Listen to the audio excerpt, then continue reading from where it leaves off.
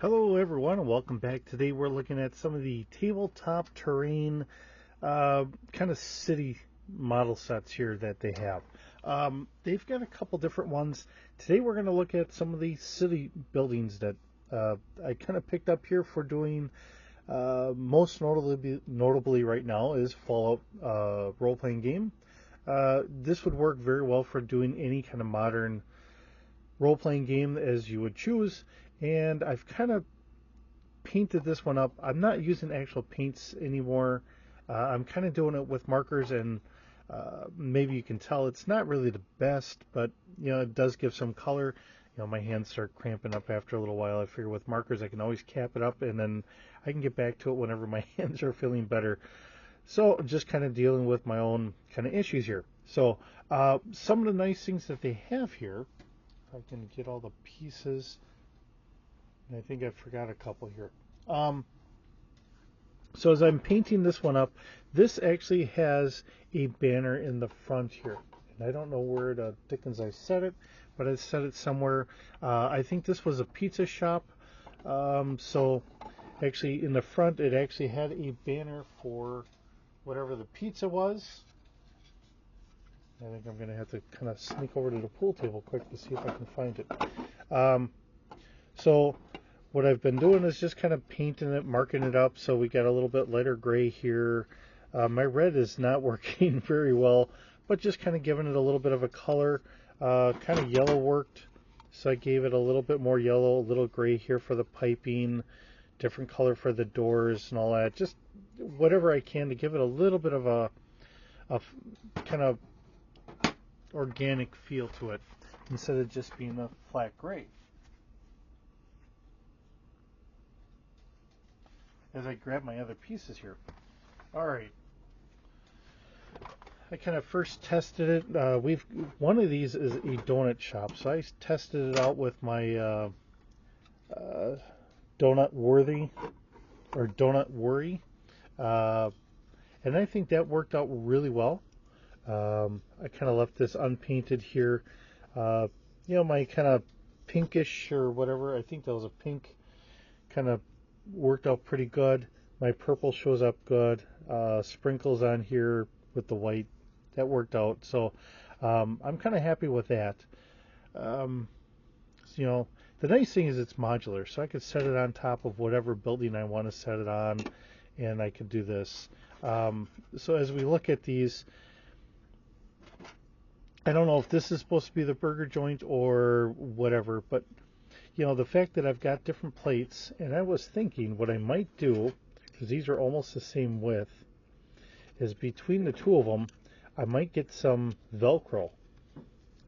So that way, if I have some Velcro on there, yeah, it'll take a little bit away from the view, but I could always put, I could switch this out. So in one time, this could be the burger joint, or maybe it's the pizza joint.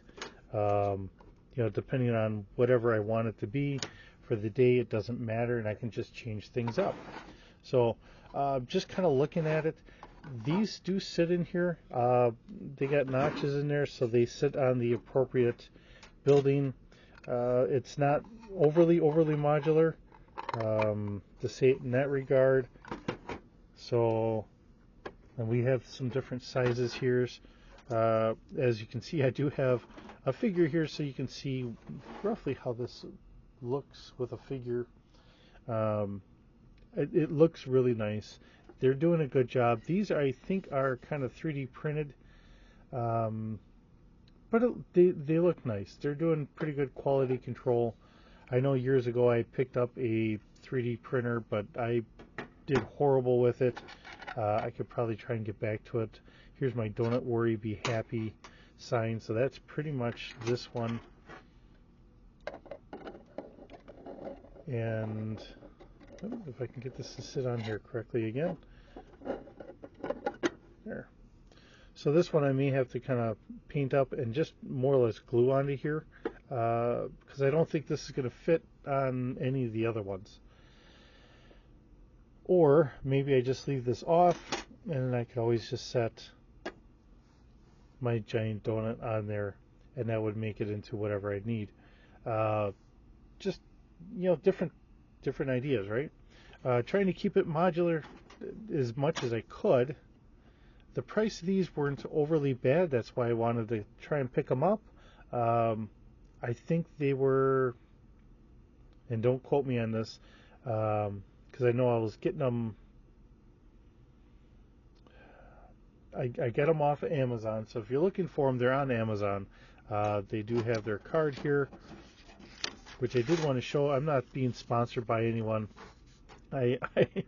Tabletopterrain.com. Otherwise, like I said, I found this on Amazon,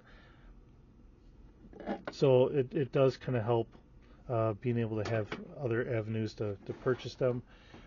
This one's got a floor on the bottom. It's nicely done. I do like how they're doing it.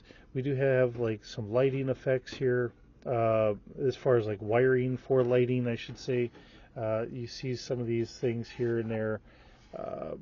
We got a back door, an air conditioner, windows.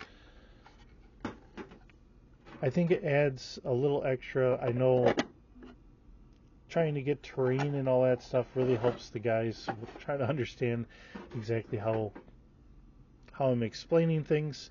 One of the things that did draw me to this is kind of this building itself. And I do have another destroyed building coming in. And again, these are different pieces. And it does have a floor in there. The only thing I'm going to say is I do wish that this was a regular grid style flooring. So I can take that piece off. That way I could sit here and I could plot it out for 1-inch grid. I think what I might do is I might just take some paper and print off the grid and put it in there, so that way I know what's, who's going to be standing where, and go from that point. And that would solve my problem without much of an issue.